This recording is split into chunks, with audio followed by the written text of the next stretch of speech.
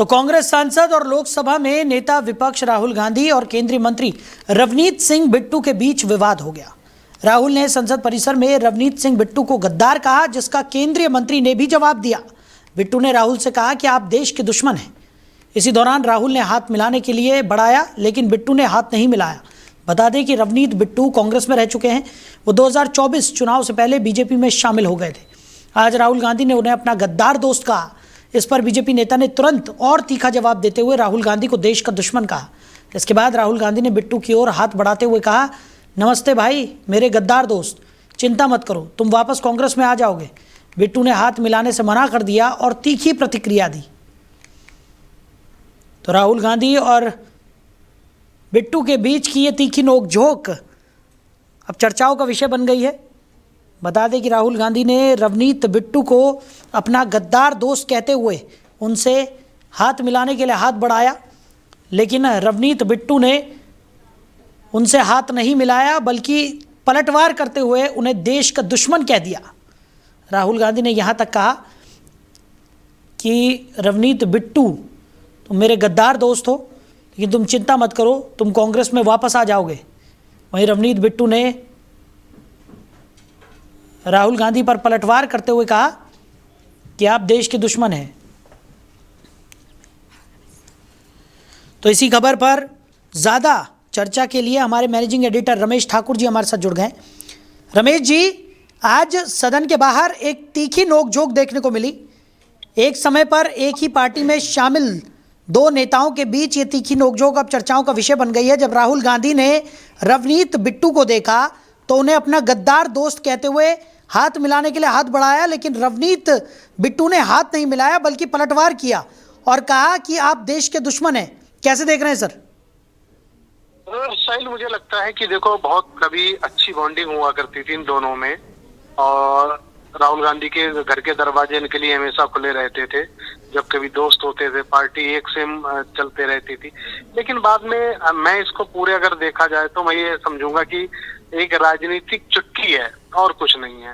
अब राजनेता कब किसको क्या कह दे या किस तरीके से, वो इनके व्यक्तिगत संबंध होते हैं, लेकिन राजनीतिक तौर पे मुझे लगता है सारे के सारे दोस्त यार होते हैं। लेकिन हाँ, चर्चाओं का विषय है, मीडिया में ओपन प्लेटफॉर्म पे उन्होंने कहा है, और कटाक्ष दोनों तरफ से हुए हैं, कड़वे कड़वे। कोई साफ नहीं कहोगे कि एक ने गद्दार कहा, दूसरे ने कहा कि आप पूरे देश के गद्दार हो। हालांकि राहुल गांधी ने तो इतना ही कहा कि ऐसे लोगों से क्या मिलना गद्दार, उन्होंने उन्हीं के ऊपर कहा, लेकिन उन्होंने ओवरऑल पूरे देश का गद्दार बोल दिया है। और मुझे जहां तक लगता है, देखो, इस तरीके की चीजें देखो नहीं होनी चाहिए। ये आपके बहुत अच्छे दोस्त यार हैं, एक दूसरे को बोलो, लेकिन जब आप जिम्मेदार पद पे होते हो तो उसका इस तरीके के शब्द कहना और पब्लिक डोमेन में आ जाना, तो उसका मैसेज गलत जाएगा, और इस बात का मैसेज गलत जा भी रहा है। जी बिल्कुल। और रमेश जी, जिस तरीके की चीज़ें यहाँ पर हो रही हैं, उससे साफ तौर पर एक कहावत तो चरितार्थ होती हुई नजर आ रही है कि राजनीति में कोई किसी का दोस्त नहीं होता। और आज राहुल गांधी और रवनीत बिट्टू के बीच जिस तरीके का ये वार्तालाप हुआ है, उससे तो साफ तौर पर जाहिर है कि कभी एक पार्टी में होने वाले दोनों नेता हैं, आज एक दूसरे के खिलाफ कितनी कड़वाहट लिए बैठे हैं, वो इस पूरे वार्तालाप से साफ तौर पर देखने को मिल रहा है कि एक को दोस्ती में गद्दार तो दूसरा देश का दुश्मन करार देता हुआ यहाँ पर नजर आ रहा है। बिल्कुल सही बात है। देखो, राहुल ने हाथ मिलाने की पेशकश भी करी थी, और उन्होंने ये भी कहा, हेलो भाई मेरे गद्दार दोस्त, चिंता मत करो, आप वापस आओगे, मतलब कांग्रेस में फिर दोबारा से आओगे। तो ये भी उन्होंने कहा। दूसरी तरफ से देखो, आपने बिल्कुल सही कहा, राजनीतिक तौर पे कोई किसी का दुश्मन नहीं होता है। एक नेता के यहाँ जब शादी होती है, जब हम आप पत्रकार हैं, हम लोग भी खुद ही उसके साक्षी बनते हैं, तो कोई ऐसा दल होता है, कोई ऐसी सत्ता का व्यक्ति होता है जो उनके घर पे ना दिखे आपको। सभी दिखते हैं, एक टेबल पे खाना खाते हैं, बात करते हैं। अब आम तौर पे जैसे आपका कोई दोस्त है, अगर आप बहुत लंबे समय के बाद मिल रहे हो, तो आप भी उनको मजाकिया लहजे में कुछ भी कह सकते हो। लेकिन वही बात आती है ना, एक राजनीतिक व्यक्ति जो बड़े ओहदे पे है, आप एलओपी हो, देश के बड़ा ओहदा है, और कैबिनेट का दर्जा आपको प्राप्त है। दूसरी तरफ सामने वाला भी सांसद है, वो भी एक पूरे जिले को रिप्रेजेंट कर रहा है।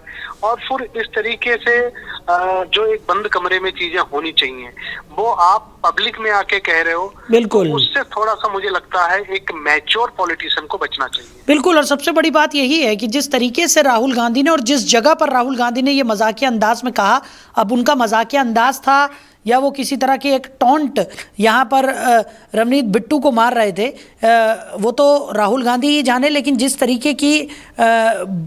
जिस तरीके की बात उन्होंने कही और जिस जगह पर वो बात कही, क्योंकि देश भर की निगाहें इस वक्त राहुल गांधी पर टिकी हुई हैं, जिस तरीके से वो संसद के बाहर प्रदर्शन कर रहे हैं, लगातार सरकार के खिलाफ तमाम बड़े बड़े आरोप लगा रहे हैं, ऐसे में पूरी मीडिया उन्हें कवर करती हुई इस वक्त नजर आ रही है। और ऐसे में अगर वो मजाकिया अंदाज में भी ये बात कह रहे थे तो उनको नहीं कहनी चाहिए थी। और शायद यही वजह है कि रवनीत बिट्टू भी इस बात से आहत हुए और उन्होंने तुरंत ही तीखा पलटवार किया।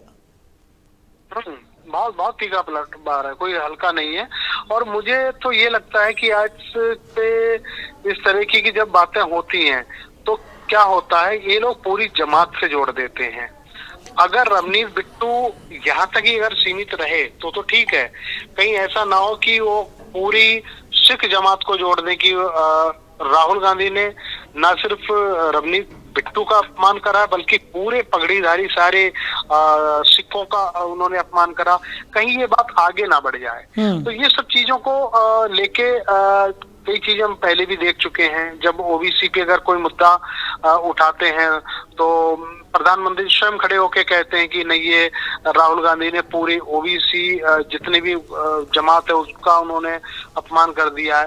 तो राजनीतिक तौर पे तिल का ताड़ कब बना देते हैं और कब जहां सुई नहीं घुसती है वहां पे पूरा भाला घुसेड़ देते हैं, तो इनका कुछ नहीं कहा जा सकता है। लेकिन मुझे लगता है ये ज्यादा कोई बड़ा इशू नहीं है, इसको मजाकिया तौर पे एक पुरानी यारी दोस्ती के तौर पे देखा जाना चाहिए और इसको ज्यादा राजनीतिक तौर पे मुझे लगता है नहीं लिया जाना चाहिए। जी बिल्कुल। और लगातार हम देख रहे हैं कि राहुल गांधी तमाम मुद्दों पर प्रधानमंत्री नरेंद्र मोदी को घेरने की कोशिश में भी जुटे हुए हैं। और जिस तरीके से राहुल गांधी ने ये कहा था कि जो MM नरवणे की किताब का वो जिक्र कर रहे थे और जिसको लेकर भारतीय जनता पार्टी ने ये कहा कि वो किताब एग्जिस्ट ही नहीं करती, वो कभी प्रकाशित ही नहीं हुई, वो किताब लेकर आज राहुल गांधी सदन में पहुंचे थे, जहां उन्होंने कहा कि अगर प्रधानमंत्री आज आते हैं तो प्रधानमंत्री को वो किताब ज़रूर सौंपेंगे और दिखाएंगे कि उसमें प्रधानमंत्री के बारे में MM नरवणे ने क्या कुछ लिखा है।